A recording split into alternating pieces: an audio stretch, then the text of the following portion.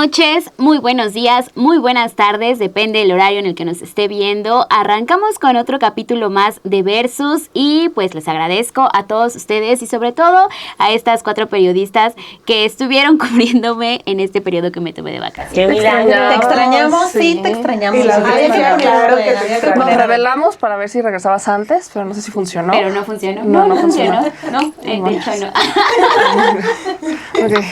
Pero bueno, ya estoy aquí. Muchísimas gracias también a usted por seguir siempre el programa de Versus. Déjenos sus comentarios acá abajo. Suscríbanse a este espacio que es Estudio B. Cada vez somos una comunidad más grande que va creciendo poco a poco. Gracias también a Cris Rodríguez que nos acompaña detrás de cámaras. Y vamos a arrancar con el capítulo de esta semana porque creo que hay comentarios que ya quieren soltar todas ustedes. Sí, hay mucho que decir de esto porque el clima está muy agitado. Y otra vez Alina se puso del lado equivocado de la historia. Bueno, raro de Salinas, pero le adelantamos que este Versus, como ya lo vio aquí en esta portada, yo sé, ¿qué está pasando, Alina? Es que lo más irónico, es lo más ofensora del lado correcto de la historia, pero siempre decide ponerse del lado incorrecto de la historia en este programa. Misterioso, ¿no? Ahorita van a ver por qué. Pues lo adelantamos de una vez, ¿no? Pues Alina siempre levanta la mano para estar de ese lado. El lado de los villanos. El lado de los villanos. Entonces, mañana hacemos un programa de la OEA y Alina va a decir, yo quiero ser Almagro. Sí. Mi peor enemigo. Yo quiero recibir a Xochitl Gálvez. Yo me quiero reunir Sí, yo sí quiero. No, pues mira, hoy vamos a estar hablando de este lado de la DEA, que no es menor, como parte de todo lo que está pasando, porque en realidad creo que nos va a faltar nuevamente tiempo para realmente poder abordar todo lo que está ocurriendo, pero uno de los actores centrales es la DEA, y vamos a ver a sus aliados en el New York Times, vamos a ver todo lo que está pasando, así que claro que me iba a notar de este lado donde el chismecito se pone bueno. Pues ya lo dijo Alina, va del lado de la DEA junto con Adriana Buentello, porque vaya que han desplegado toda esta estructura que hemos visto en las últimas semanas para atacar en primer lugar al presidente Andrés Manuel López Obrador, el cual en esta ocasión va a estar representado por Meme Yamel y Dani Barra. Como siempre, el lado de la luz. El lado oscuro es de aquel lado.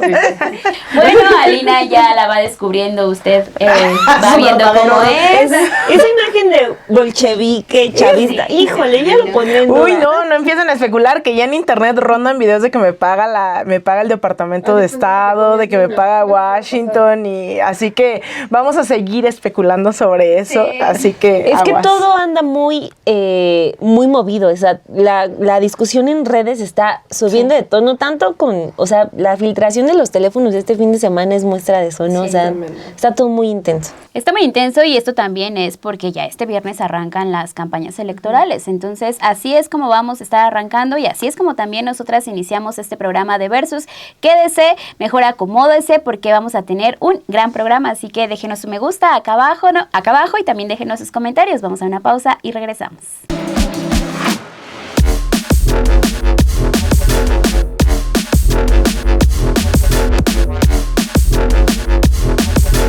Pues vamos a arrancar con el Versus de esta semana. ¿Y qué les parece si arrancamos por el lado de la DEA? Porque es quien inicia con toda esta campaña, con toda esta guerra en contra del presidente Andrés Manuel López Obrador, pero también tiene implicaciones en el proceso electoral que estamos viviendo. Entonces, ¿cuál es esta estructura que tienen en la DEA para desplegar una serie de reportajes? ¿Cuáles son los aliados también que ustedes ven de este lado para tratar de afectar a la actual administración y ensuciar el proceso electoral que vamos a ver? Se le queman las habas, ya. Adelante.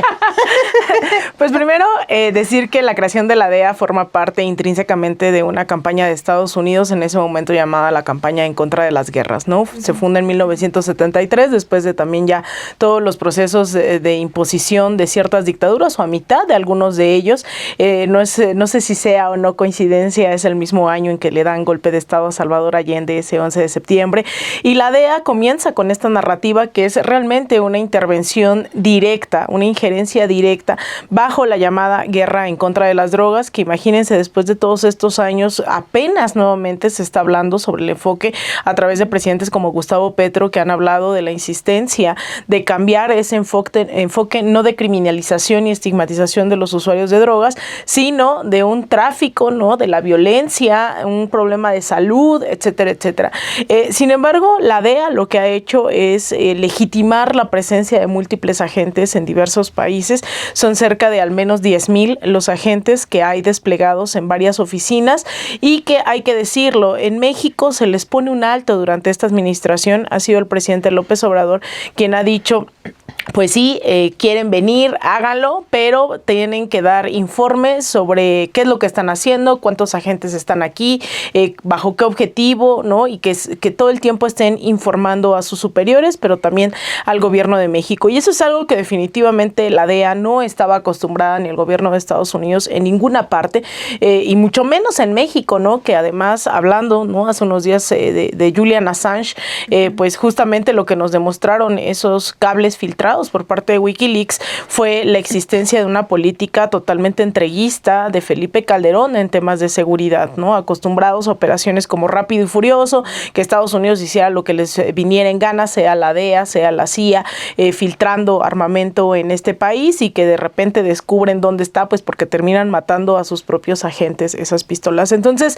esa es la DEA, ha tenido intervenciones directas en varios países, lo cual no ha significado una disminución en la producción y en el traslado de droga.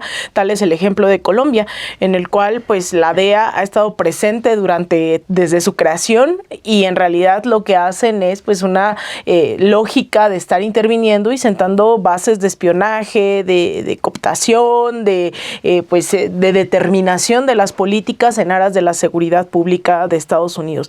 Esa es la concepción propia de la DEA. Entonces, con este palto que le pone Andrés Manuel López Obrador, pues evidentemente contentos no deben de estar. Y la DEA también, pues no se manda sola, forma parte del gobierno de Estados Unidos, y eso es lo que dice el presidente López Obrador, ¿no? La DEA no puede estar filtrando información con una lógica totalmente intervencionista a periodistas que están dispuestos a publicar esto en un periodo electoral.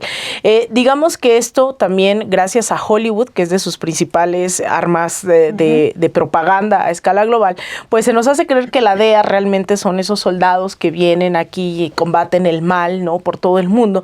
Sin embargo, hay cosas sumamente escandalosas dentro de la DEA. Hay muchísima corrupción que se ha tratado de invisibilizar o que no está incluso en el debate público. Por ejemplo, hace unos días salía información que publica en este caso el diario La Jornada, lo retoma El País, lo retomaron varios diarios, pero no forma parte de la narrativa que hoy estamos viendo en el país. Por ejemplo, entre los casos más espectaculares, dice La Jornada, está el agente estrella José Irizarry, quien cumple condena de 12 años de cárcel después de confesar al FBI en 2020 que trabajó con cárteles colombianos para lavar dinero y robó millones en bienes confiscados y de pagos a informantes que usó para una vida internacional de fiestas, cenas lujosas. Más aún, quien ahora es conocido como el agente más corrupto de la DEA en la historia de esa dependencia, denunció que él no era un caso aislado dentro de las filas de la DEA. En entrevista con AP, el funcionario afirmó que varios más de sus colegas, incluyendo decenas de otros elementos federales, fiscales e informantes, participaron en su gran fiesta de corrupción, parte de lo que llamaban Equipo América a través de 3 continentes. Tuvimos acceso libre a hacer todo lo que queríamos. Insistir, este no es un caso aislado. También declaró que sus actos fueron resultado de que se dio cuenta de que la guerra antinarcóticos era una especie de farsa. No puedes ganar una guerra no ganable. La DEA sabe eso y los agentes también sabemos que no estamos haciendo una diferencia. La guerra contra las drogas es un juego y estábamos jugando un juego divertido. Hay un jefe regional de la DEA en México, y con ese cierro esta primera parte, Nick Palmera, que se jubiló en 2021 de la noche a la mañana, un día antes de ser cesado. Eso ocurrió después de que se empezó a saber de que se había reunido varias veces con abogados de líderes de cárteles y había hecho uso inapropiado de fondos para sus gastos personales, entre otros actos, y solo fue a principios de 2023 que el inspector general del Departamento de Justicia informó públicamente las razones por las cuales el director regional había sido retirado de su puesto en México, de acuerdo al Washington Post. Esto pues generó que un exagente de la DEA comentara al diario: no puedes componer lo que está mal en el gobierno mexicano si tu propia casa está incendiada.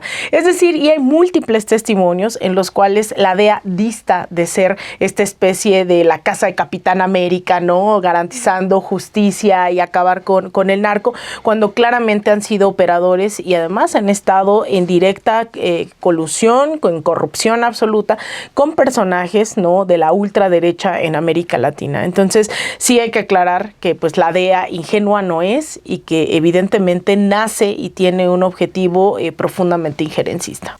Pero este objetivo también injerencista, nos comentarás también tú, Adri, por ejemplo, tiene que ver con todo el papel que trabaja con la estructura de los medios de comunicación y también con ciertas estructuras con las cuales está aliada la DEA. Como también, por ejemplo, la visita de Xóchitl Gálvez o la visita a veces de panistas terminan sumando para que vengan este tipo de ataques. A mí me parece que es algo, digamos, muy interesante el que plantea Alina de primera instancia. ¿Quién es? O sea, ¿qué estructura es la DEA? Creo que sí también hay que separarlo del gobierno, digamos, de Joe Biden y la DEA como una agencia, además que fue creada, ¿no?, pues hace muchos años con fines muy específicos, pero que también, de acuerdo a lo que decía uno de estos personajes corruptos de la propia DEA, pues es una guerra que no pueden ganar y que hasta por ahí dice que eso era un juego muy divertido, ¿no? En una de estas declaraciones que recoge la jornada, te habla de cómo están operando estos personajes, ¿no? A qué están jugando en nuestro país y no solamente en nuestro país, que es una estructura abiertamente injerencista que tiene o fue creada para esos fines. Porque además, hoy, por ejemplo, lo que me llama mucho la atención también es, y que creo que no nos hemos puesto a pensar, porque estamos acostumbrados a ese sometimiento que nos tiene Estados Unidos y que plantea el presidente López Obrador, pues qué pensarían si estuviéramos nosotros haciendo una investigación, ¿no?, de esos agentes o de estructuras en Estados Unidos. Claro que hace falta incluso esa mirada, ¿no?, de cómo es que permitimos, ¿no?, esa injerencia, pero no es de ahorita. O sea, lo que estamos ahorita me parece viendo es muy escandaloso. Es algo que se permitió en otros sexenios, que con Calderón fue además una circunstancia realmente lamentable, sobre todo en la colusión, ¿no?, que había incluso con esta agencia. Y para ponerlo un poco también abonar a los casos de corrupción que menciona Alina, también, por ejemplo, del segundo al mando, después de la directora actual de la DEA, que nombra Joe Biden a Annie Milgram, el subdirector Luis Millone, no sé cómo se pronuncia el nombre, Millón, en 2023 renunció después de que la agencia AP reveló que había sido asesor de una empresa farmacéutica sancionada por transportar cargamentos sospechosos de analgésicos. Ojo, porque este personaje, o sea, que es el segundo al mando de la DEA, recientemente se fue en 2017 al sector privado.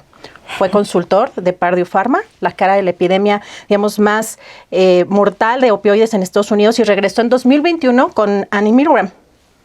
Estamos viendo que este tipo de personajes son los que conforman esta agencia que, como dice Alina, mediante herramientas de propaganda como Hollywood, se ha logrado posicionar, ¿no?, en todo el mundo como si fuera realmente una agencia que lucha contra el narcotráfico, contra el crimen organizado. ¿Y qué es lo que estamos viendo con los medios de comunicación? Me parece que también ahí es un tema complejo, porque una cosa es los intereses de alguna manera de corte nacionalista que puedan tener, independientemente de si son demócratas o si son republicanos, que puedan tener sobre el papel del propio imperialismo sobre el mundo entero, ¿no? Que ahí yo veo que puede haber matices, pero medios de comunicación, sobre todo a nivel corporativo, tienen esta idea de que sí, los países como México deben de estar sometidos, vigilados, regulados, y que esta intervención es, digamos, legítima en función de sus intereses. Entonces, creo que eso lo estamos viendo con el New York Times. Y aquí yo separaría el tema del reportero o la reportera o la periodista o el periodista, digamos, como persona, porque su trabajo se convierte en una herramienta, en un arma. Pero los ataques personales o directamente contra una persona, contra un ser humano, ahí me parece que sí debe haber como una visión completamente distinta, porque creo que en muchos momentos o nosotros hemos trabajado para corporativos o para empresas, y no quiere decir que nosotros realmente de manera tan directa, ¿no?, estemos sometidos a esos intereses. Puede ser que sí, porque hay casos también perfectamente documentados, pero hablando a nivel de lo que es la prensa en Estados Unidos, veo que también hay hasta los premios, creo que sí, por eso yo estoy como antipremios, ¿no? La verdad es que es un gran tema. Sí, creo que es un poco estar entre estos egos, ¿no?, del propio gremio, pero también una manera de propaganda, ¿no?, sobre todo de estos objetivos políticos, y sobre todo aquí, en este caso me parece injerencistas. Un premio Pulitzer, ¿no? Parece que es la autoridad o te da la autorización para elaborar una pieza periodística, entre comillas, que, o sea, como ya tienes un premio, pues tu artículo puede no estar sustentado, no tener ninguna fuente. El último caso me parece realmente escandaloso de del New York Times, donde yo no había leído, y de hecho entrevisté para mi canal a Daniel Izárraga, y me decía que el autor o uno de los autores del líder de la investigación de la Casa Blanca, que él no hubiera publicado eso, porque el 100% de esa pieza, ¿no?, son fuentes anónimas. Yo nunca había visto algo como eso. 100% de las piezas son fuentes anónimas. Y tampoco hay ni claridad de las agencias o de las autoridades o los funcionarios que a los que se refiere, ¿no? Es decir, a mí me parece que o premios de periodismo o periodistas con cierta trayectoria también deberían de, y sobre todo en este nivel, de ver por su propia carrera, trayectoria y prestigio, y de ver que ese tipo de productos pues más bien se convierte en propaganda en medio de una coyuntura electoral. Así que también veo una especie de línea, digamos, muy delgada en la que se exponen a personas, ¿no?, a periodistas, en medio de esta guerra, ¿no?, que me parece que eso se está convirtiendo electoral, injerencista. Lo dejaría yo ahí por el momento, solo decir que creo que lamentablemente esto que estamos viendo, porque ya salió ayer también el Wall Street Journal con otra pieza, y lo vamos a ver, ¿no? Y apenas van a empezar, como decíamos al principio, el viernes con las campañas, ¿no? Entonces creo que sí tenemos que de alguna manera diseccionar pues lo que está sucediendo, y en este caso la DEA me parece que es un elemento muy rico para poder analizar. Uh-huh. De este lado tenemos la injerencia, pero del otro lado, con el presidente Andrés Manuel López Obrador, está exigiendo también respeto por parte de Estados Unidos, está exigiendo también la soberanía, que creo que es un tema principal que hay que abordar para tratar de contrastar el tema de la injerencia que ha tenido Estados Unidos, porque el presidente también, desde que empiezan a tratar de relacionarlo con el tema de el presunto financiamiento de la campaña del 2006, luego con el siguiente reportaje del 2018, que según se había dinero del crimen organizado. ¿Qué pasa también y qué postura toma él ante todo lo que hemos visto, y seguir exigiendo ese respeto, que hoy martes también en la conferencia lo dijo? Nene. Ok. Seleccionada tú. Seleccionada, el sombrero seleccionador.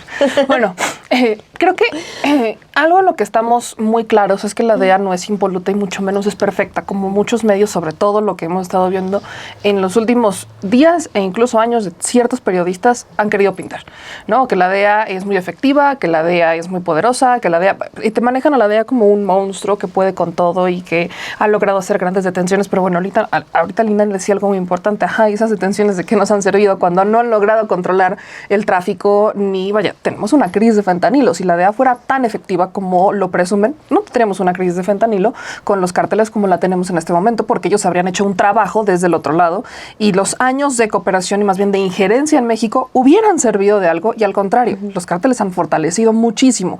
Estados Unidos le ha querido aventar esa responsabilidad totalmente a México, y no es que no haya políticos que estén vinculados con el crimen organizado, no es que nos vayamos a explorar desde lo más local, en lo municipal, que por supuesto hay vínculos, hay alcaldes, diputados que han estado vinculados al crimen organizado y que han permitido que crezcan de tal manera. No podemos decir que eso no ha pasado, pero si es una colaboración entre dos países y se supone que la DEA es este monstruo inmenso que todo lo puede y que es perfecto, porque entonces estamos en esta situación.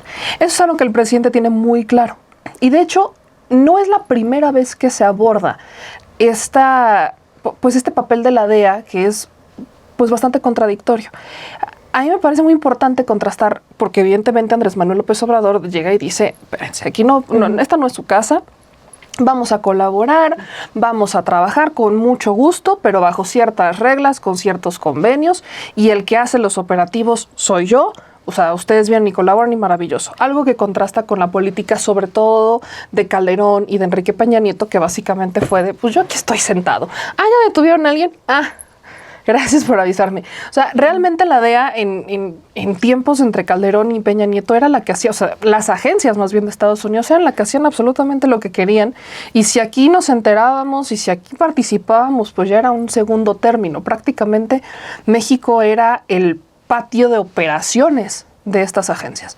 Entonces Andrés Manuel llega y dice, no, creo que el parteaguas donde vemos que esto es mucho más marcado es con el caso de Cienfuegos, que para muchos fue un caso que nos hubiera encantado que se lo llevaran y nos hubiera encantado que Salvador Cienfuegos se quedara detenido, pero la investigación que hace la DEA, el proceso que hacen en Estados Unidos no tenía ni pies ni cabeza. Era un proceso que en realidad parece que desperdiciaron a propósito a un personaje que podía revelar mucho sobre muchos temas, que fue secretario de la Defensa Nacional, pero con la investigación se hizo muy mal. Y obviamente México, pues no estás hablando de cualquier militar, no estás hablando de un militar más que supiera quizás controles territoriales, estás hablando de un exsecretario de la Defensa Nacional que bajo ciertos criterios podía entregarle a la DEA al país, o sea, decirle dónde entrar, dónde salir, a qué hora moverse, cómo moverse. Estás hablando de una persona que conocía perfectamente entradas y salidas. Entonces, bajo esa lógica, México, por supuesto que toma una decisión muy polémica.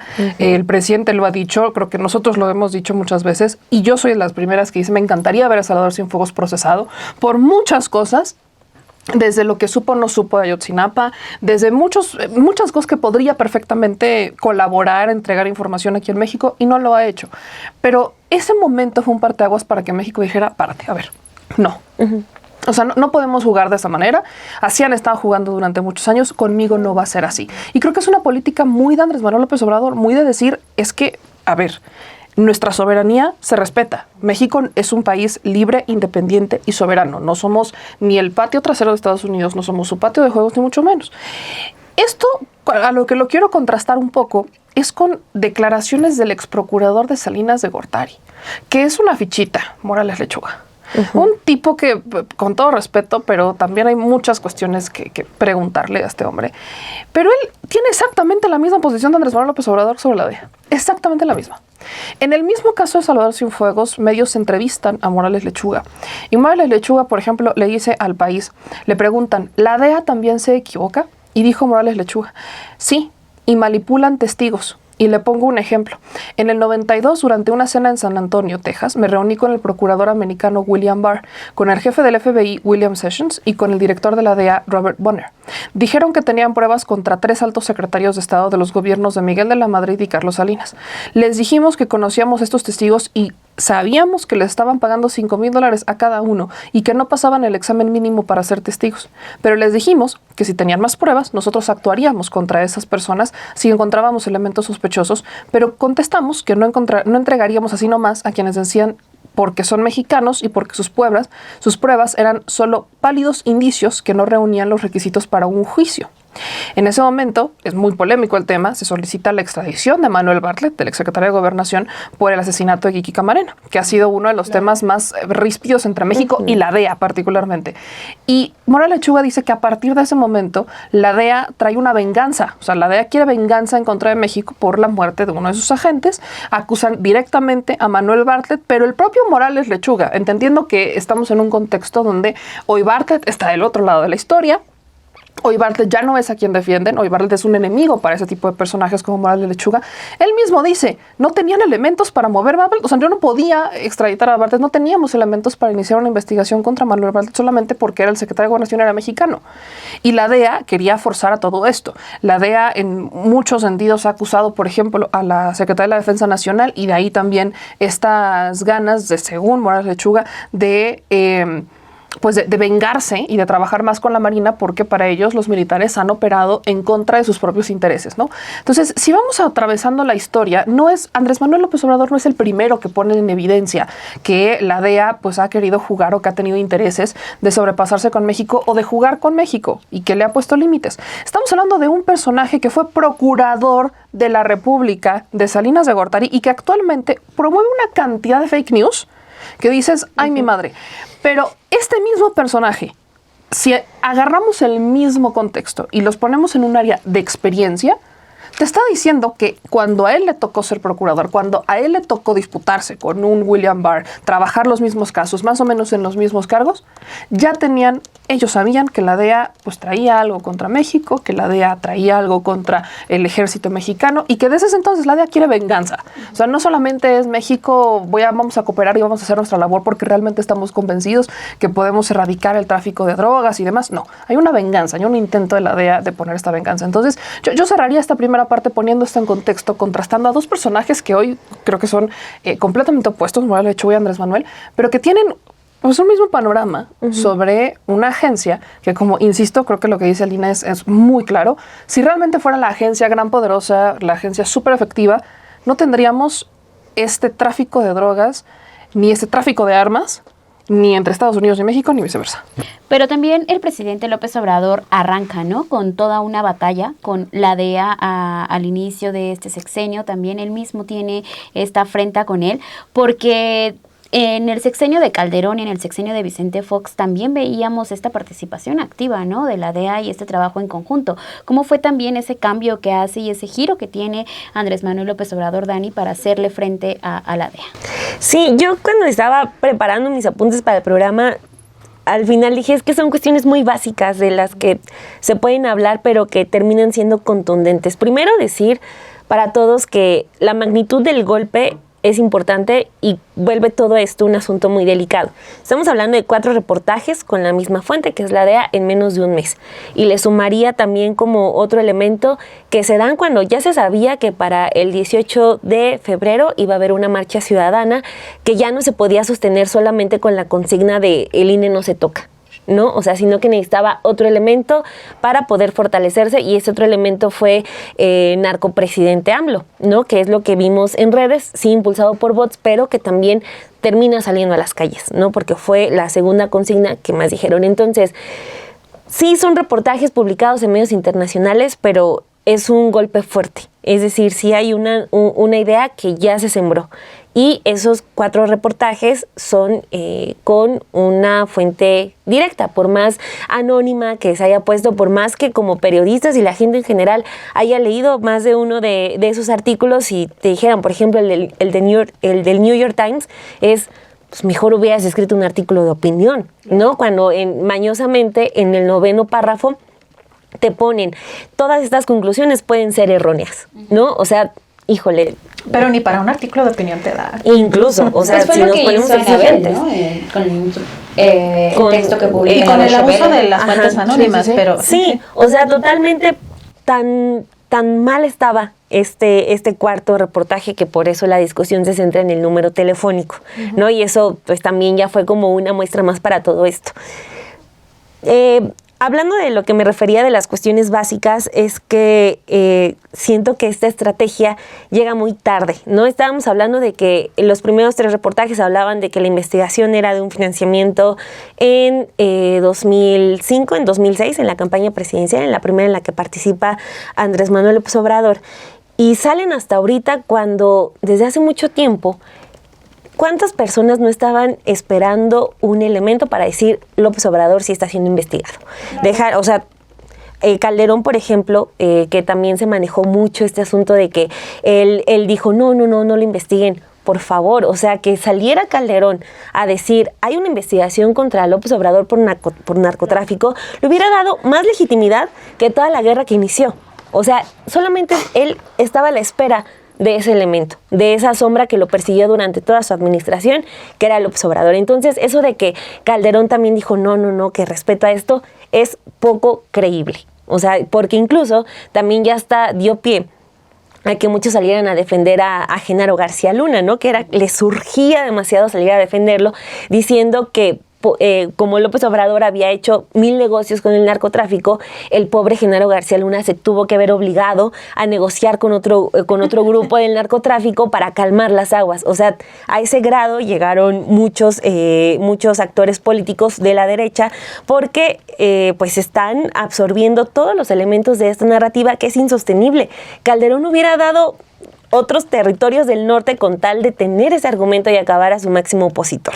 Y ahora nos vamos al otro lado que también siento muy básico, porque claro que estamos hablando de injerencia por parte de Estados Unidos, porque, o sea, mucho se dice que en los reportajes que Estados Unidos detuvo la investigación por presiones políticas, por no desestabilizar a no México. tienen miedo.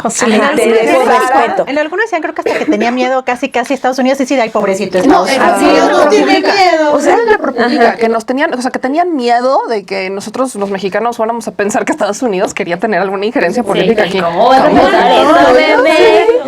Estados Unidos se ha preocupado por no desestabilizar a un país de su continente? O sea, es su especialidad. Y eso no lo puede negar ni Estados Unidos, ¿no? Por ejemplo, están también ya los casos actuales, ¿no? Para no irnos a los golpes de Estado en América Latina. Están estos casos recientes de la guerra en Ucrania y el caso de Israel, donde apenas Estados Unidos les dices guerra y van a estar ahí, ¿no? O sea, de inmediato y van a dar dinero y van a opinar y van a apoyar, o sea, se entregan totalmente porque ellos viven de eso, de la guerra y de la desestabilización y de sentirse, como dice el presidente López Obrador, el gobierno del mundo. Ahí creo que, insisto, ni Estados Unidos lo va a negar. Otro punto es que no necesitan un pretexto, ¿no? O sea, puede estar el factor DEA, el factor tráfico de armas, el factor de no solo obedecer a Estados Unidos, que es algo que también quiero resaltar mucho y que ya es lo que comentaban, que es ese cambio en el factor diplomático, que ya no es solamente jugar a las cumbres, ¿no? A las cumbres de los tres amigos. Ay, sí, Peña se equivocó cuando saludó. No, a ver, ya. Ya es ponerse a trabajar y ver qué va a salir, ¿no? Por ejemplo, es el hecho de que López Obrador ya le puede decir a Biden, deja de dar dinero a Ucrania, da dinero a los países centroamericanos para que ya no tengas que cerrar las fronteras por el exceso de migrantes. Vamos a invertir, vamos a hacer esto, deja de dar dinero a la guerra, tan sencillo. Pero no, puede ser ese factor. Puede ser también el factor de que las élites enojadas van y se quejan a la OEA cada que se les antoja. Puede ser el factor incluso del fentanilo con el problema que tienen allá en Estados Unidos. Puede ser el factor de tener ¿cómo le diré? La valentía de enfrentarse a alguien que ganó no uno, sino 2 premios Pulitzer. O sea, ¿cuándo teníamos nosotros el escenario de que fuera común retar a los New York Times, a los Washington Post? No, bueno, nunca. ¿Cuándo? O sea, eso era algo que no veíamos. El hecho de decir, por fin, entre México y Estados Unidos hay una relación de iguales, ¿no? Con Calderón, ¿qué fue? Simplemente ¿qué es lo que quiere Estados Unidos? Eso es lo que se va a hacer, ¿no? Entonces, incluso todavía hasta los factores económicos. El hecho de que México ignore a las calificadoras, o sea, pretextos tienen para meterse y pretextos les ha dado el presidente López Obrador. Entonces, creo que es evidente y qué bueno que de esto se esté hablando en todos lados. El hecho de decirlo tal como es injerencia y punto, ¿no? Porque si lo empezamos a disfrazar de decir, no, es que la DEA es independiente, no, es todo el aparato de cómo se comporta Estados Unidos, cómo se ha comportado siempre. Entonces, es importante no empezar a disfrazarlo, es importante también el no simplemente apantallarse, ¿no? Porque, lo publicó ProPublica, como incluso vi a muchos periodistas, colegas de nosotros diciendo, es que no saben ni quién es Tim Golden y ya están descalificando. Pues bueno, o sea, si ya ganaste 2 premios Pulitzer, lo que debe seguir en adelante es un trabajo de la misma calidad. Impecable. Ajá, exacto. Impecable. Pero sí hay una especie de asombro porque el presidente López Obrador les diga, pues no se los va a comprar, no me voy a dejar. O sea, no, mi ciela. Exacto, Aquí o sea, no de vas a pararlos en intervenir. seco. Porque todo eso es inédito y es lo más sano. Entonces, creo que por más que digan que el presidente está respondiendo de la peor manera, creo que está respondiendo a la altura de un hecho muy delicado, que es injerencia y punto. Fue el 30 de enero cuando se publica este primer texto por parte de ProPublica, en donde sí lo firma Tim Golden, y creo que todo mundo, como bien acaban de decir ustedes también, recordábamos a Tim Golden porque también los medios de comunicación rescataban, ha obtenido premios Pulitzer y esto es lo que avala. Entonces, pareciera que el tema también de los medios de comunicación es, bueno, tengo un premio, me avala, ¿no? Ya estoy diciendo la verdad, hice una muy buena investigación. Pero aquí juega otro papel que decía Dani, cómo la DEA es quien filtra toda esta información y quienes está nutriendo y alimentando esta idea de que sí hubo crimen organizado mezclado en las campañas del 2006. Lo que publica The New York Times es también en el 2018, no nada más en el 2006, pero también sale un gobierno de Estados Unidos a decir, no, pues yo no tengo ninguna investigación en torno al presidente López Obrador o una investigación abierta. ¿Cómo siguen apretando desde los medios de comunicación? Porque recuerdo esa noche del 30 de enero, en donde dijimos, esto va a ser una bomba. Mañana los medios de comunicación nacionales van a retomar lo que está diciendo los medios internacionales. Y no fue así. También el caso de New York Times, terminamos hablando del teléfono de la periodista, pero no de la investigación, porque se cae ese texto. Entonces, ¿cómo también estos medios de comunicación han cambiado? Porque sí, en Estados Unidos sí tienen esa posibilidad también de decir estoy a favor de tal partido o en contra de tal partido, pero aquí en México no, aquí en México es otra situación. Son varias cosas y me puedo tardar 10 horas felizmente hablando de todo lo que planteas, querida Perla. Sin embargo, bueno, a ver, esto de los premios efectivamente se vuelve este trofeo de tú ya eres el premiado y entonces puedes decir cuánta sarta de babosadas y mentiras se te dé la gana, ¿no? Fue lo mismo que hicieron con Barack Obama, le dieron un premio Nobel de la Paz y fue a bombardear medio mundo, no me jodan, o sea, los premios, eso. Claro, y entonces los premios Nobel de la Paz bombardean y entonces los periodistas con Pulitzer mienten y hacen porquerías. O sea, eso, digamos, no es nuevo y también tienen estas mismas lógicas de validar estas mismas estrategias. Hay que retomar esto que decía Adri hace unos momentos, que tiene que ver también con cómo estamos situando, ¿no? Estas discusiones de acuerdo a los intereses de cada uno de estos medios de comunicación, y en general hay que extender el tema de la comunicación a muchas esferas. Y retomando todo lo que ustedes han dicho, primero decir que estamos hablando de la DEA porque es, digamos, una punta visible del iceberg en donde ya no podemos negar que están actuando directamente de esta forma a través de filtraciones, y después Estados Unidos sale a decir, ay no, la Casa Blanca no está investigando, ni mucho menos. Pues sí, tarados no son, ¿no? O sea, no va a salir ahí Joe Biden a decir, ay sí, queremos intervenir. Bueno, además que ni le gira ya la ardilla a Joe Biden, ¿no? Quisiera que quisiera, no sé si puede. Pero lo que estamos viendo es lo que hemos visto durante los últimos 20 años en el continente, donde se ha ido afinando esto que se conoce como lawfare, ¿no? Esta estrategia de judicialización de la política, en donde hay, tiene varias traducciones, y que de hecho lawfare la empieza a utilizar un comandante en Estados Unidos, ¿no? Justo con fines de estrategia, técnicas bélicas, que es efectivamente el corazón hoy económico, político de Estados Unidos. Viven de y para la guerra. Y hemos visto muchos casos en este sentido de cómo el poder mediático, el poder judicial en alianza con Estados Unidos va orquestando este tipo de cosas. Y a mí me gustaría hacer contrarréplica en este artículo que hace, bueno, ni siquiera contrarréplica, más bien poner los acentos en las IES, en este artículo que recientemente publica Penny Lay sobre Juan Orlando Hernández en Honduras.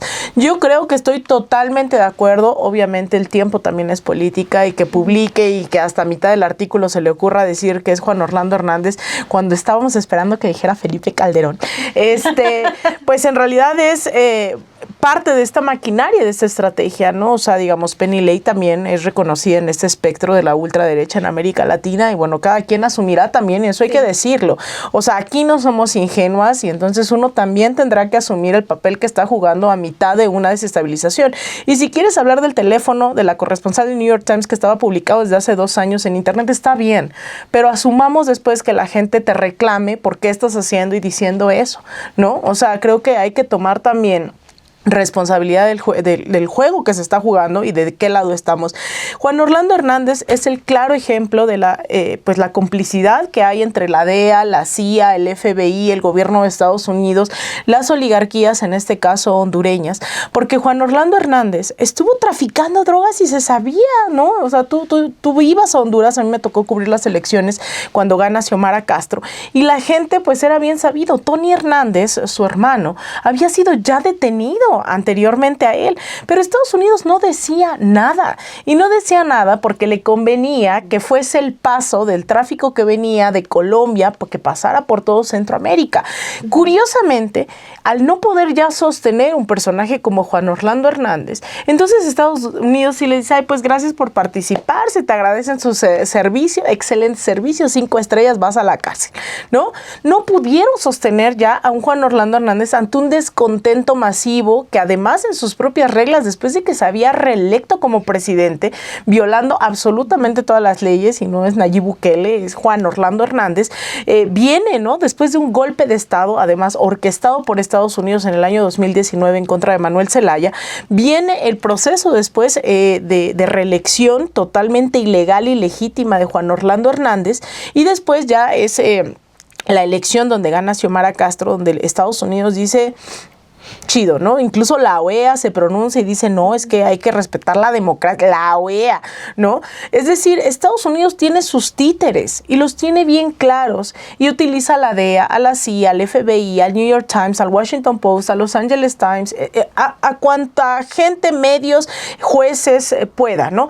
¿Y con qué cara nos van a venir a hablar de libertad, justicia y democracia cuando están persiguiendo por todo el mundo a un periodista como Julian Assange, que nos demostró por qué diablos estamos hablando de que no hay pruebas para condenar a Andrés Manuel López Obrador por tráfico de drogas, mientras tenemos todas las pruebas del mundo para decir que Estados Unidos mata periodistas, mata civiles, invade con pretextos absurdos y además con mentiras absolutas, en donde el New York Times ha jugado un rol fundamental.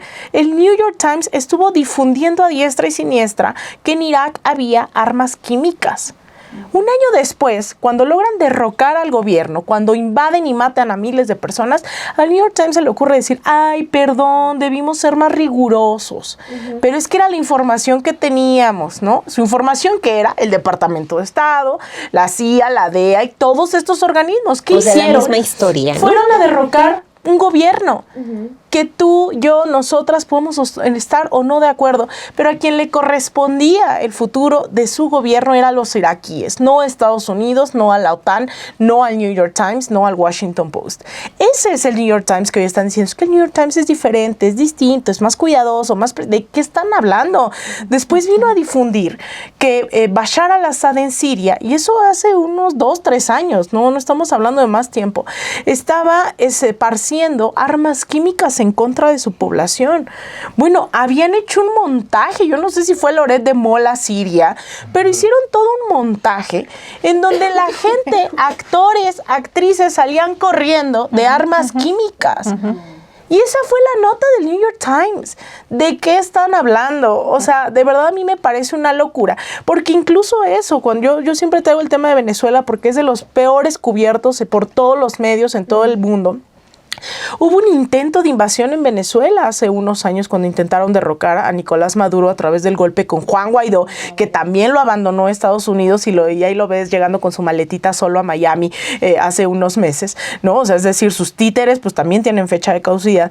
Y entonces todo el mundo estuvimos diciendo, eso es una operación encubierta de Estados Unidos con el gobierno de Iván Duque de Colombia para invadir Venezuela. No, necesitan ayuda humanitaria en contra de la dictadura. Necesitamos un concierto. Además, imagínense lo tétricos y lo diabólicos que son como para generar un concierto a un lado donde pretendían invadir un país con gente inocente, más allá si son de derecha o no. Montaron un concierto SOS Venezuela con Maluma, con Paulina Rubio, con esa gente que también hay que pasarles factura a esos desgraciados, también tienen que estar ahí. Orquestaron todo un show y todos dijimos, eso es un montaje. Ah, no, tuvo que venir el New York Times un año y medio después a decir, y además se cumplen justo 2 años, me parece que hoy o ayer estos días se cumplen 2 años de todo ese montaje internacional. Estuvo ahí Luis Almagro dando una conferencia con Sebastián Piñera, con Juan Guaidó. O sea, imagínense el nivel de montaje internacional. Loret de Mola se queda menso en comparación con todo esto. Bueno, por supuesto, lo aprendí bien. Y ahí está el New York Times. Después de un año y medio del New York Times dijo, ay, bueno, sí hicieron montaje, ¿no? Entonces, un año después, pues vamos a sacar un artículo. ¡Claro! Ya que volvió a tener consecuencias. Es que esos son los medios de comunicación de Estados Unidos. Entonces, también hay que sacarnos ese malinchismo, hay que sacarnos ese colonialismo, porque entonces mañana empiezo a publicar todo en inglés, ¿no? Para que tenga para relevancia, que me crean, ¿no? Y lo publico entonces en Nueva York y lo publico, porque esa es la lógica. La lógica es, tienen que venir los de allá afuera a decirnos, no, es que ustedes no saben lo que están diciendo. Sí sabe Tim Golden, sí sabe la Deutsche Welle, sí saben todos estos medios afuera. Entonces, pues eso, al final yo lo dejaría aquí porque un montón de cosas. Yo quisiera agregar algo solo porque es justamente justamente el tema y tiene relación justo con cómo se maneja el New York Times o cómo se maneja la prensa. Todos sabemos, es una noticia de hecho reciente, que un soldado de Estados Unidos se incendió, se inmoló afuera de la embajada de Israel en protesta por el ataque a Palestina, ¿no? En protesta por toda esta situación. El New York Times cabeceó la nota así. Un hombre se prende fuego fuera de la embajada israelí en Washington, dijo la policía.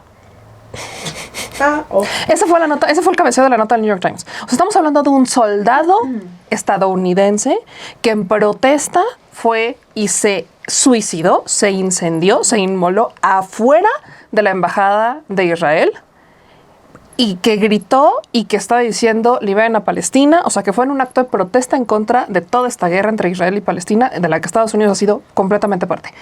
Y el New York Times le quita el que era soldado y dijo la policía.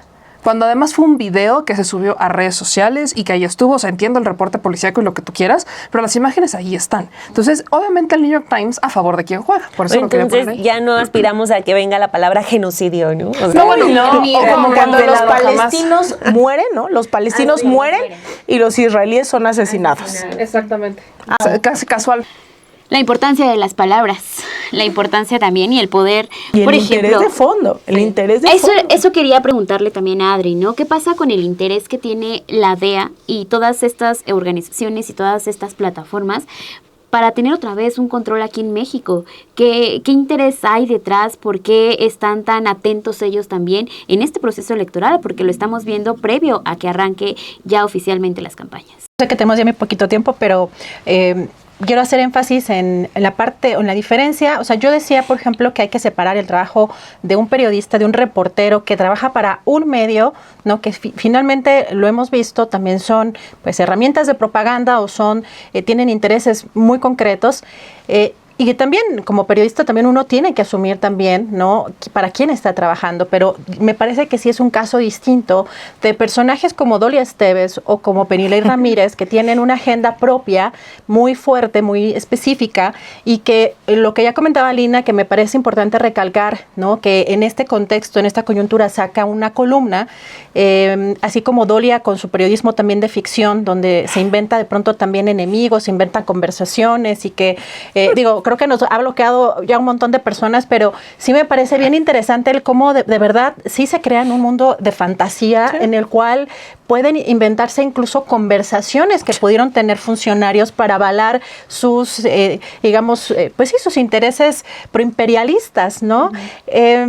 Y que evidentemente cuando uno las denuncia, ¿no?, reaccionan de esta manera, pues bloqueando. Y en el caso de Penilei también me parece que es interesante porque esto que ya mencionaba Lina, de, bueno, el nombre, ¿no?, en medio de este hashtag narcopresidente y de también en contra de Claudia Sheinbaum, pues también sale una columna que, pues no sé si decía narcopresidente o alguna cosa, la columna por el estilo, algo por el estilo, se refería justamente al expresidente de Honduras, pero el nombre hasta casi al final, ¿no? Que yo de pronto también lo perdí, o sea, entre la lectura de la columna, parece una amenaza velada, ¿no? De esto te va a pasar. Y creo que eso es importante en el contexto de lo que está sucediendo, porque si alguien ha sido deshonesta también periodísticamente hablando, es alguien como Penilei Ramírez, que puso en riesgo también por el protagonismo que la caracteriza, el caso Ayotzinapa, por ejemplo, ¿no? Yo aquí recuerdo, por ejemplo, las palabras de la directora de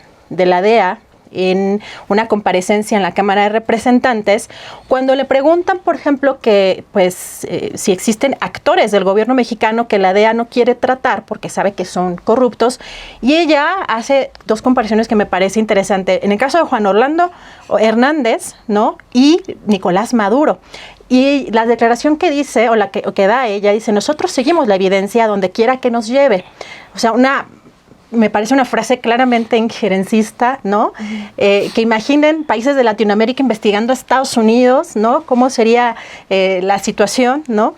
Y recordar también el nivel de injerencia en el caso de, por ejemplo, el libro de Jesús Esquivel de la DEA en México, y que también tiene datos muy reveladores de los propios agentes de la DEA, cómo todos estaban hablando también de este libro que se publicó creo que en 2013, o sea, tiene ya muchos años, y que en esa época era mucho más complicado sacar un libro de esta naturaleza, y con testimonios de agentes o exagentes de la DEA, decía que todos estaban armados. Pero no solamente eso, imagínense el nivel de injerencia, que decía que incluso iban armados a reuniones de altísimo nivel. O sea, a ese nivel estamos hablando, ese nivel de injerencia que me parece a mí sumamente escandaloso y que vemos incluso, por ejemplo, cómo intentaron con este escándalo de Nicolás Palmer y de otros personajes de corrupción en la DEA, que esta directora de la agencia busca hacer un informe hace un par de años. ¿Qué características tiene este informe? Porque la verdad es un poco de risa, si no es que también muy triste por lo que implica. En primera, este informe lo elabora un exdirector, ¿no?, de la DEA, lo cual le quita absolutamente toda la credibilidad. Menciona 5 casos relativamente concretos que uno incluye México, muy superficialmente. Para nada se involucra ni a García Luna, ni al Plan Mérida, ni al Rápido y Furioso. O sea, no hay una profundidad en la investigación.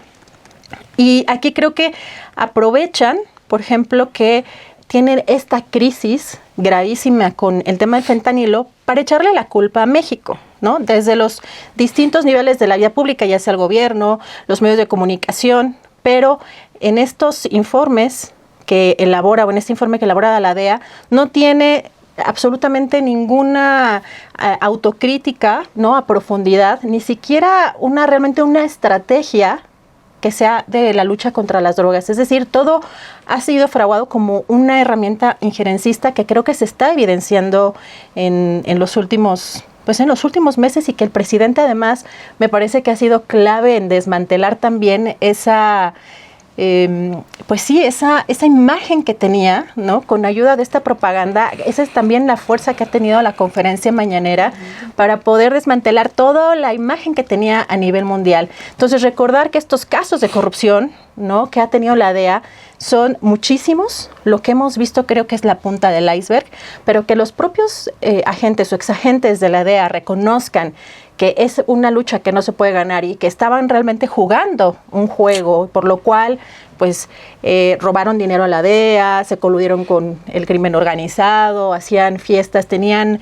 Son parte de esa estructura organizada del crimen internacional, pues, o sea, no es separado, ¿no? Tenían hasta, en uno de los casos que mencionas, de Irizarry, en esta fiesta de corrupción, tenían un equipo América, que sí le llamaban, que se manejaba a través de 3 continentes. O sea, imagínense la corrupción, y él mismo reconoce que él no era el cerebro, ¿no? Pero así lo quieren como pintarla en la DEA o en estos informes. Claro. Pero pues la corrupción y toda la estructura, ¿no?, que está podrida, porque lo quieren hacer pasar como manzanas podridas, como si fueran casos aislados. No, es toda la estructura y es todo el objetivo también por el que fue diseñado, confeccionado este sistema.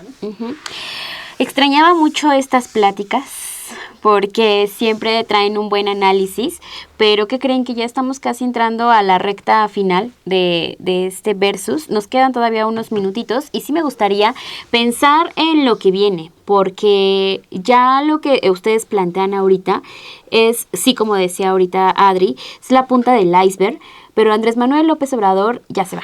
Deja la presidencia en unos cuantos meses y viene un nuevo giro para el país, viene una mujer presidenta, lo más probable, si contamos que en los primeros lugares tenemos a Claudia Sheinbaum y a Xóchitl Gálvez, una ventaja muy amplia por parte de la candidata de Morena y sus aliados, pero ¿qué país va a encontrar y cómo va a encontrar estas relaciones? Lo pregunto también porque haciendo un clic aquí con el programa de Radicales que se presentó el viernes pasado, terminaban también con este tema, ¿no? Hablar de qué es lo que viene y cómo todo este tema injerencista puede llegar a afectar al gobierno de la próxima administración. Entonces, ¿ustedes cómo lo ven y ustedes también cómo lo plantean todo este ambiente? Porque el presidente ya dice, sale bye, y todavía tengo una conferencia de prensa para tratar de, exhibir este tipo de casos y mostrar cuando quieran hacer algo de este tipo de injerencista.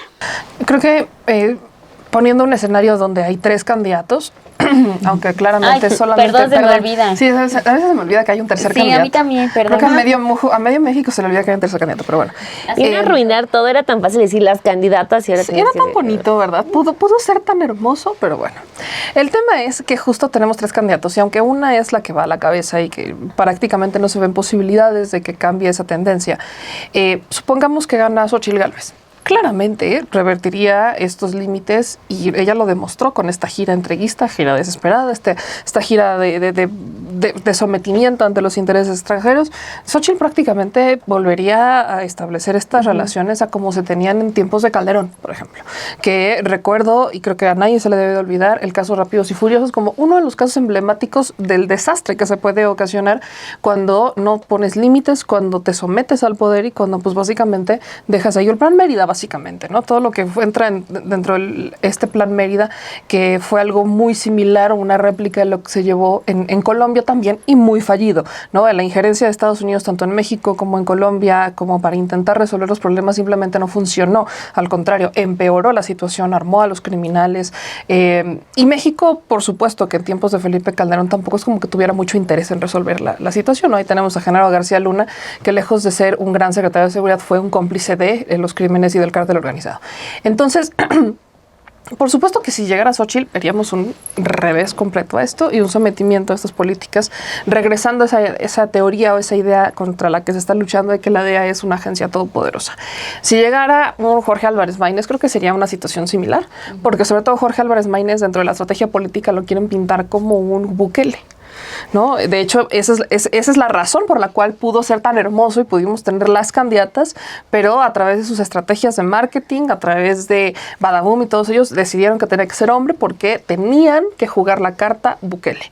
¿Por qué? Porque México necesita un Bukele, cuando el propio Bukele ha dicho que su estrategia pues no aplica para todos, ¿va? O sea, en México no aplica. Y la han intentado replicar exacto, y no aplica. O sea, realmente creo que un día tendríamos que hablar particularmente de las estrategias de seguridad. Por ejemplo, Bukele en México sería muy interesante.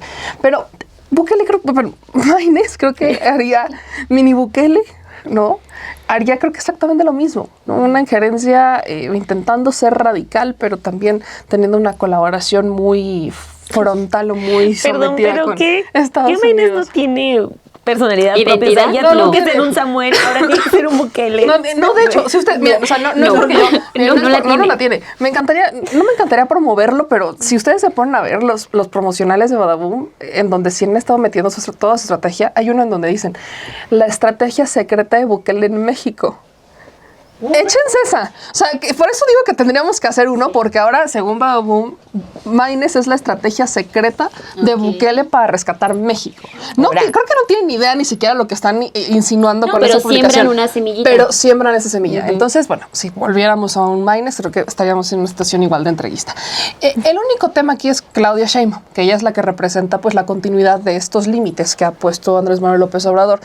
Y de hecho recuerdo unas declaraciones recientes que dio el ex canciller Marcelo Ebrard, que es el que estaba enfrente de pues estas políticas de ponerles límites y todo esto, incluso de la demanda histórica en contra de los fabricantes de armas.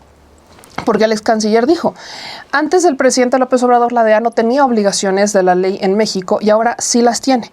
Veo el interés de lesionar al presidente, de someter a México, de intimidar, de lesionar, de poner en tela de juicio a nuestras máximas autoridades. Le están cobrando al presidente los controles que le puso a la DEA y a otras agencias. ¿Cuáles son las obligaciones de los agentes extranjeros en nuestro territorio? Tienen que rendir un informe sujeto a la ley y eso no existía. Aquí andaban como Pedro por su casa, ahora ya no. Ahora tienen que someterse a lo que la ley mexicana dice. Él, de hecho, menciona que no es un ataque al licenciado, es un intento de recuperar el poder que se le retiró para someter e intimidar a México. En algún momento le preguntan que si veía que la DEA estaba trabajando con algún partido en particular y dice que no, que en realidad de un intento generalizado de la DEA de en dónde van a encontrar algo, pues lo aplicamos y es a través, están usando obviamente ahora a periodistas, a medios desde Estados Unidos y es la oposición en México la que está capitalizando como parte de su agenda política porque pues tampoco tienen muchas ideas, ¿verdad? Y lo que resalto también es, dice, las lecciones que aprendimos pueden ser aplicables, deben ser aplicables en México y en general. Entonces, Marcelo, conocemos también las posturas de Marcelo, pero creo que él es quien realmente, o sea, el que le tocó estar en los trancazos cuando Andrés Manuel decía no y él tenía que operar un no. Y cuando es demandas por armas y entonces vas y demandas por armas, ¿no? Y ahí tienes a una persona que estuvo frontal, que te está diciendo que hay un intento de la DEA por recuperarlo el territorio perdido. Creo que el caso de Claudia debería ser, pues, avanzar, no en entregar el territorio ni entregar el poder, sino en hacer una agenda de colaboración de vamos a colaborar, sí, porque tenemos problemas en común, pero no me vas tú a venir a decir qué hacer. Vamos a trabajar juntos, vamos a hacer informes, vamos a compartirnos información y entonces trabajamos. Y creo que el reto en realidad es fortalecer a las agencias mexicanas, fortalecer a las policías estatales, a las policías locales, fortalecer a la Guardia Nacional, fortalecer una estrategia de seguridad que no necesita en realidad a una DEA. O sea, que no necesita estas agencias de inteligencia, estas agencias de Estados Unidos, que por supuesto tienen todos los juguetes sabidos y por haber para conocer, espiar y demás, y que son permitidos, avalados y respetados. Pero, por ejemplo, aquí en México, y ahí viene otra vez la doble moral periodística en algunos casos, cuando tienes al ejército, por ejemplo, haciendo labores de inteligencia, es que nos está espiando. ¿Cómo es posible? Pero tienes Estados Unidos que prácticamente tiene un ojo en todo el mundo y que tiene un ojo en los teléfonos y que tiene un ojo en las comunicaciones internacionales, es que es Estados Unidos, entonces ellos sí lo pueden hacer. O sea, entiendo que las capacidades de México se tienen que fortalecer. Hay que fortalecer a las instituciones, por supuesto que sí, pero también hay que dejar de ver a la DEA y a estas agencias estadounidenses como las perfectas. Creo que sus resultados tampoco han sido los mejores. Y para cerrar, creo que también es muy, muy importante que seamos muy vigilantes del trabajo periodístico. Creo que ese es otro boleto impresionante, porque he visto piezas periodísticas que realmente valen la pena, que tienen muchísima información, pero como no son periodistas premiados, como no tienen un Pulitzer, como no, es que no son programas que ameriten un Emmy, entonces nadie las toma en cuenta. Y es más, de hecho hay investigaciones, por ejemplo, de medios de Univisión que sí han ganado Emmy, que son muy buenas, que tienen información, pero no son las relevantes, no son las publicaciones estrella, no son las investigaciones estrella, no son las de Penny Lane, hay investigaciones que realmente son muy buenas, pero que no figuran dentro del mensaje ni dentro de la narrativa porque tampoco convienen. Está esta periodista Jessica Cermeño, que es la que se va a pelear ahí con el presidente por el tema del teléfono, que de hecho la narrativa central de todas estas notas periodísticas ha sido intentar establecer una relación con el narco. Primero lo hicieron en 2006, que son las notas de ProPublica, Inside Crime y de Anabel Hernández, que insisto, me hace muy curioso que digan es que le teníamos miedo al presidente en 2010, cuando daban muerto políticamente a Andrés Manuel López Obrador, pero que se los crean en su casa. Y luego tienes la nota del New York Times, que te intenta poner en contexto una investigación que no fue investigación, que es que la mamá del Chapo. Y es Jessica Cermeño, que es lo más curioso, es de los temas más interesantes, la que va a reclamarle al presidente por el tema del teléfono, pero el mismo día que el presidente y se da esta situación con la mamá del Chapo, Jessica Cermeño entrevista a la mamá del Chapo antes de que la mamá del Chapo viera al presidente. Y la mamá del Chapo le estaba diciendo, es que yo estoy buscando al presidente. Sé que viene a un evento aquí. Para confirmar lo que dijo el Exacto, presidente. sé que viene a un evento y lo estoy buscando porque le quiero entregar estas peticiones. Y es Jessica Cermeño la que le va y le hace entrevista ese mismo día. Entonces, la nota en Univisión, intentando hacerla como de vamos a unirnos todos los periodistas con Jessica Cermeño, es la misma que te desmonta la nota de New York Times porque te intentan poner el contexto, es que fue a saludar a la mamá del Chapo. No fue, él fue a un evento y tienes una declaración de Univisión diciéndole a la periodista que la mamá lo estaba buscando. O sea, no tienes una relación directa. Entonces creo que sí, el poder ciudadano, el análisis ciudadano ha sido también un bloque de contención para que estos intentos extranjeros de estas agencias de retomar el control, de retomar la narrativa y hacerlo como que, es que yo no fui, sean controlados. Dani. Me quiero centrar también en el tema de los periodistas, con el tema que ya ponías tú sobre la mesa, ¿no? De qué es lo que viene. Creo que se tiene que dar por hecho que es un avance, desde mi punto de vista es un avance esta relación de, a ver, le bajas un poco a lo que has venido haciendo y al menos ya vamos a intentar empezar una relación de iguales, ¿no? Creo que lo que sea contrario a eso va a ser un retroceso, no un cambio de la política, no, retroceso y punto. Que hoy estoy en el punto de no disfrazar palabras, ¿no? Bien. Es injerencia, no, cualquier cambio es retroceso, no. Entonces, porque está lo otro que es, no vamos a caer en los periodistas no se tocan. Y no quiero que se malinterprete en un asunto de que deba haber una licencia para la agresión, un permiso para que cualquier autoridad pueda agredir a los periodistas. Pero creo que sí venimos, y me voy a incluir porque pues, soy de ese gremio, de un momento en el que escribías al aire, ¿no? O sea, de que sacabas tu texto y ahí quedaba.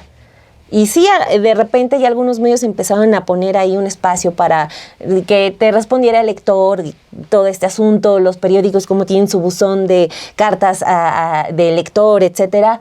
Eso ya cambió y ya estamos en un punto en el que la gente te puede responder, sí, de apoyo y todo, pero también te puede decir, oye, eso que estás diciendo es erróneo. Y también el hecho de que con todo el derecho que tenga un presidente de decir esto es falso, lo puede hacer, ¿no? O sea, y eso creo que lo debemos tomar como un tema de que nos sube el nivel a todos. A nosotros como periodistas, porque tienes que cuidar todo, pero también hacia la gente, que dice, ya no te voy a aceptar ese texto que parece más artículo de opinión, que es algo que platicábamos ahorita. O un texto en el que en el 9º párrafo me digas que todo lo que ya leí es erróneo, ¿no? Entonces, creo que también los periodistas tenemos que caminar hacia eso, hacia dejar de sentirnos superiores, hacia dejar de sentirnos los seres más inteligentes que venimos a enseñarle a la gente, porque no es así.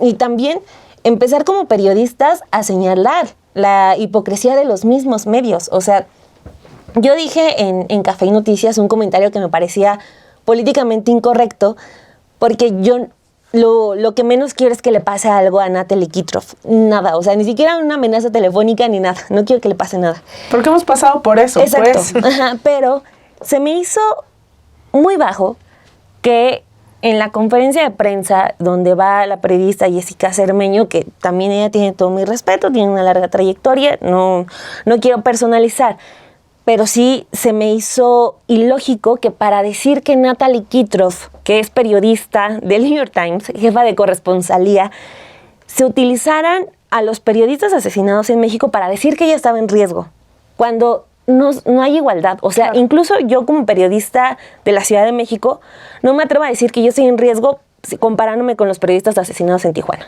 No es lo mismo. Y ahora sí ya Reforma, que cuando publicó Reforma de los periodistas asesinados con Calderón o con Peña Nieto. O sea, ahorita ya porque conviene y porque hay que generar narrativas y fortalecerlas, pero ahora espero como periodistas que también en adelante, con cada colega asesinado, sea una cuestión que deba estar en primera plana, sea una cuestión que merezca que un periodista vaya a cubrir una manifestación afuera de Segov o afuera de donde se hagan. Pero también venimos de eso, o sea, de que hubo medios de comunicación que no se extrañaron por los asesinatos de los periodistas, que tenían que trabajar de payasos, literal, y al mismo tiempo en un periódico. Que tenían que ser taxistas y al mismo tiempo estar cubriendo notas y ser agredidos por funcionarios locales. Los freelancers, los fixers que no figuran en un medio como tal también son invisibles. O sea, a ver, por ejemplo, medios de comunicación que sí estaban muy en esto, pero que no se preocupan por la seguridad social, por ejemplo, ¿no? O sea, creo que sí como periodistas tenemos que decir, hay que elevar el nivel. Y somos blanco de críticas y somos blanco ya también de señalamientos de que no estás actuando bien. Claro. Y ya tenemos que aceptarlo. O sea, creo que nos hemos tardado porque es lo que mencionaba hace un momento. Hay periodistas que decían, ay, no, ni saben quién es Tim Golden. No, o sea, pues sí, no sabemos y que aún así podemos leer el texto y hablar de él. Y podemos nosotros como periodistas y sobre todo puede la gente. Claro, es un plus si conoces al periodista, ¿no? Sí, exacto. O sea, no, es que es irrelevante, o sea... Que no se trata del periodista. No se trata del periodista. Ajá, no se trata de los premios. Qué bien, están en su currículum, están en su estantería de premios y ahí se ven bien, ¿no? O sea, pero el periodista tiene que ser un buen periodista diario. Entonces creo que hacia adelante nos tenemos que quedar con esas lecciones, tanto de la gente que puede exigir un mejor periodismo como de los periodistas que podemos hablar y criticar a los periodistas, así sean los más premiados, así sean los que tengan el noticiero en Univisión más visto en horario estelar, y también decir que también somos susceptibles a equivocarnos y que el ego no lo es todo. Entonces, hacia adelante eso también tiene que quedarse y todavía tiene que ir creciendo porque sí, los periodistas sí se tocan y no para agredirlos, sino para exigirles un mejor trabajo. Un premio, un reconocimiento no te da licencia para mentir. Es lo más fuerte. ¿Tienen algún comentario final, chicas? Sí, un comentario muy breve, porque tenemos ya sobre el tiempo. No, preguntabas, ¿cómo qué sigue? O sea, yo creo que la amenaza va a ser constante y a mí me gustaría dejar más bien en claro con la audiencia que ningún proceso está dado hoy para siempre, ¿no? No es como que hoy la 4T sea la misma del 2018, como no lo fue el primer gobierno de Lula, como el segundo, como ahora del tercero. Es decir, hay que entender que los procesos son una constante disputa y yo como buena marxista, yo creo que es producto de esa lucha de clases y las clases están en permanente disputa todo el tiempo, ¿no? Y más bien también como internacionalista pensar en todo lo que ya ha ocurrido, ¿no? Creo que en México yo he insistido todo el tiempo en internacionalizarnos, no porque todos tenemos que saber qué pasa en todo el mundo, pero sí justamente porque nos importa lo que puede pasar en México, ver los otros procesos que ya ocurrieron, en los cuales los medios de comunicación hicieron exactamente lo mismo. A Lula lo encarcelaron tanto el Poder Judicial como el Poder Mediático, diciendo pues no tenemos, esto que hoy es un meme de no tenemos pruebas pero tampoco dudas, eso fue un resumen del juicio de Lula da Silva, en el cual después gracias a un hacker se demostró que estuvo todo fabricado. Es decir, no vienen solo por López Obrador, vienen por todo el proceso que se puede impulsar, por los cambios estructurales y eso hay que tenerlo claro, ¿no? Porque de repente hay mucha de la derecha que empieza a decir, no, pues es que Andrés Manuel no es todo en México y que él se rasque como pueda, ¿no? No, la idea de instaurar que él es un narcopresidente es instalar la idea de que el gobierno de México y toda su población somos una amenaza a la seguridad de Estados Unidos y que puedan intervenir cuando les dé la gana. Entonces, también es preocupante de repente que, bueno, ahora que ya estamos viendo las muestras de apoyo, hay una reconfiguración de un lado de las fuerzas de derecha que ya están invirtiendo millones de dólares, como lo hizo Jair Bolsonaro, como lo hizo Rodolfo Hernández, quien compitió en contra de Gustavo Petro, ya están invirtiendo en bots. Están invirtiendo también en movilización ya en las calles, están invirtiendo en una campaña internacional de desprestigio, de confusión al menos, que nos corresponde a nosotros. No solamente es estar bien informados, sino tener también esta contraargumentación para la gente a la que sí se le ha disputado el sentido común, porque ahora resulta que pensar en narcopresidente es pensar en Andrés Manuel López Obrador. Cuando tuvimos un narcopresidente en este país, ¿cómo es posible que no estemos dando esa disputa? Y discúlpenme, hay que disputar quién sí es un narcopresidente y a quién todavía no han encarcelado, pero ojalá pronto lo hagan, ¿no? O sea, eso también hay que hacerlo. Entonces, hay que seguir disputando desde la información, desde la organización. Y discúlpenme, yo esto lo vi en Venezuela muchísimas veces. Me ha tocado estar desafortunadamente y afortunadamente en muchos países de este continente.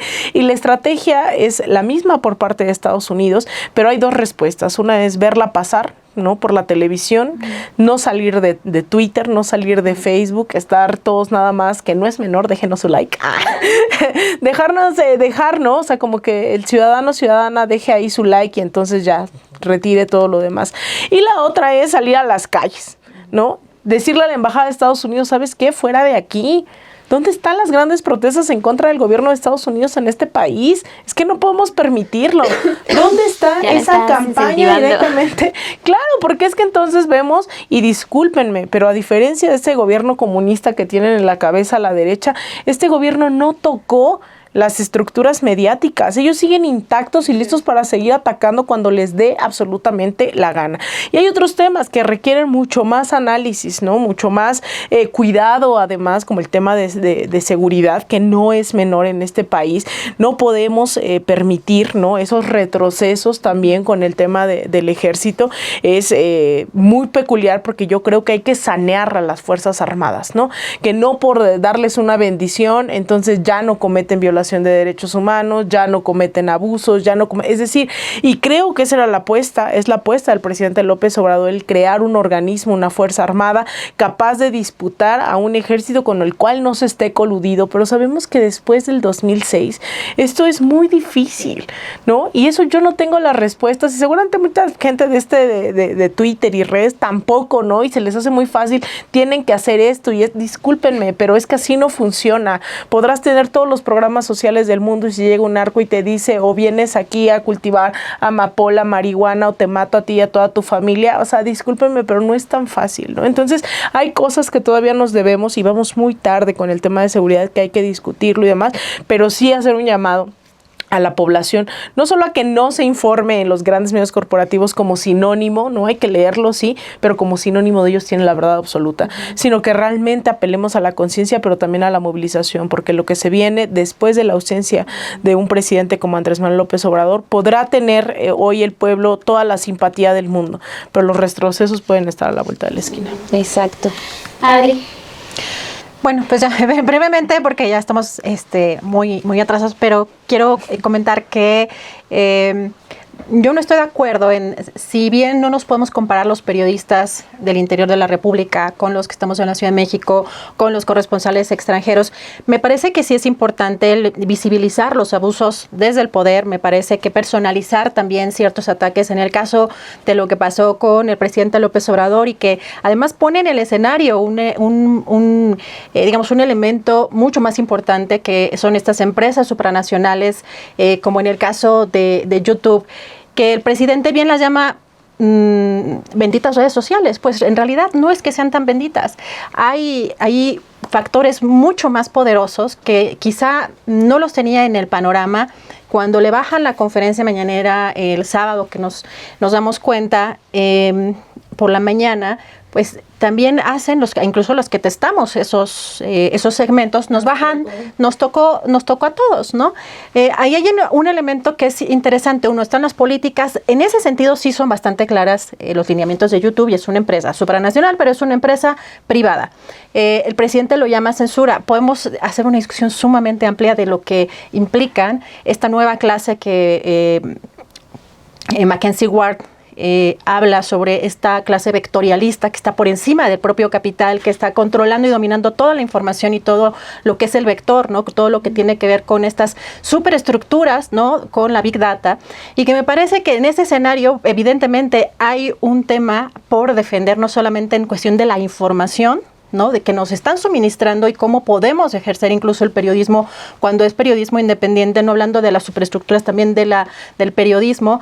Pero aquí lo que quiero poner, digamos, en el punto también central es que el presidente claramente está batallando con una cuestión injerencista, y me parece sumamente valioso el hecho de que haya puesto en el escenario político desde que entró en su gestión estas fuerzas, ¿no? Que buscan ir contra el progreso, ir contra las izquierdas, ir contra pues todos estos avances democráticos que han sido prácticamente de la lucha de izquierda, por más que la derecha también se quiera colgar pues sus medallas, pero todo esto que vemos en el escenario de pronto se ve opacado porque sí, el presidente es un ser humano, lo entendemos perfecto, que atacaron además, se fueron con su familia y no muchas veces, también lo entendemos.